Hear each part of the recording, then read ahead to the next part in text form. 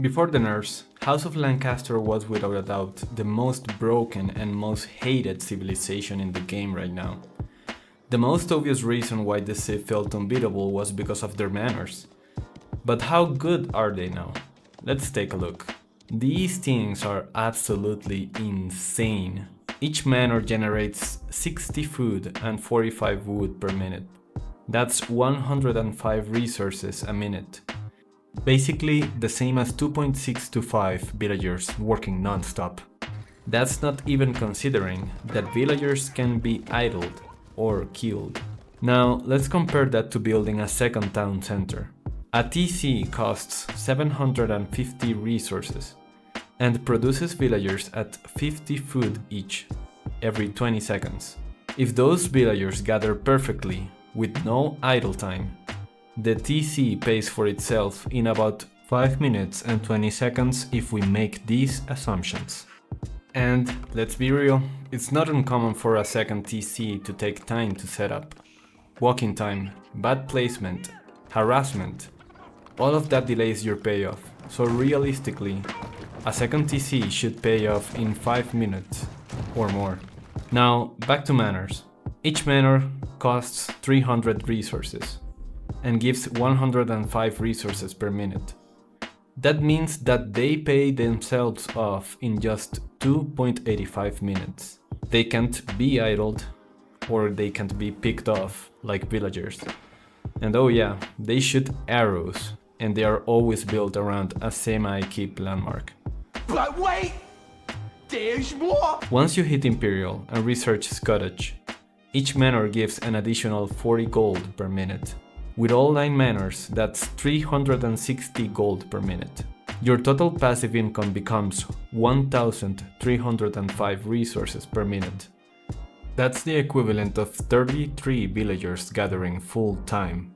Now, let's take a look at the total investment to achieve this income. For all 9 manors, you will need 1800 wood and 900 stone, 450 wood and 1100 gold for all the upgrades needed. And remember, if you wait until having King's College, the cost for these upgrades decreases by 15%. This gives us a total of 4,250 resources. This is the new total if we count the King's College discount. And this is the new total if we consider that manors actually give population space. So each manor means you have to build one less house. Now let's compare that to the king of passive income. Without counting pit mines yet, a full cow boom requires 20 cows and 7 ranches. That's 1800 gold for cows and 525 wood for ranches. Before Fulani Coral, you get 500 food per minute. After aging up, this landmark will produce an extra 20 food per minute per cow, giving an extra 400 food per minute. This is equal to 22.5 total villagers. The total cost for a full cow boom, counting Fulani Coral, is 4,125 resources. So, on paper, manors are already looking way better. Let's take a look about how this plays out in practice. To pull off the cow boom, Malians need gold. That means defending your pit mines, and that is not easy. If they're harassed early, they can't even start to cow boom. On the other hand, House of Lancaster can just mine 300 stone for their first 3 manors, before most aggression even starts. And, by the way, their feudal landmark shoots from miles away and makes all manors tanky and armed. It's like if pit mines and the houses around them had arrow slits. Now, let's run the numbers one last time. We will count full upgrades, pit mines and Imperial Age. Malians get 4 pit mines with 80 buildings. That's equal to 430 gold per minute. The feudal landmark gives 70 gold per minute. A full cow boom gives you 500 food per minute, plus 400 food per minute from the Fulani Coral. The total of this is 1,402 resources per minute.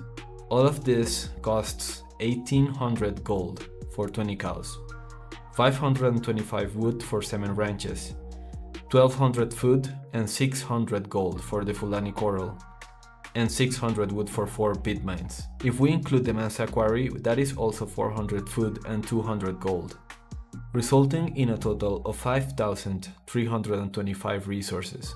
If we consider the food upgrades, which increase the food generated by cows, this would be the new total. Now let's take a look at the House of Lancaster with 9 manors, fully upgraded.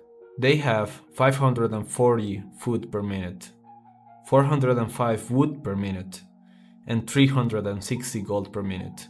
All of that is equal to 1,305 resources per minute.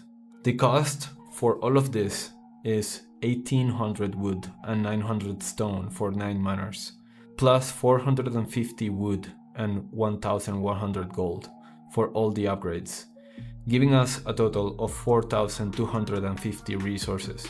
If we consider that 9 manors also give us 90 population space, the new cost would be 3,800 resources. And if we include the King's College discount, the final cost would be 3,567.5 resources. So what's the conclusion here? Manors are still pretty good.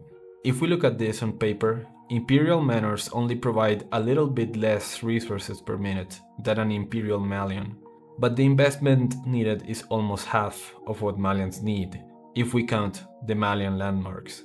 We also need to consider that manors are many times easier to defend than Malian pit mines, and the House of Lancaster army is significantly better than the Malian one. Malians have all of this passive income because they need to have more army than their opponent.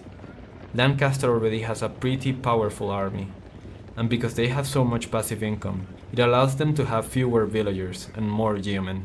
And that's it. Let me know in the comments what you think. Do you think manors are fair? If you watched until this point, thank you so much, and see you in the next one.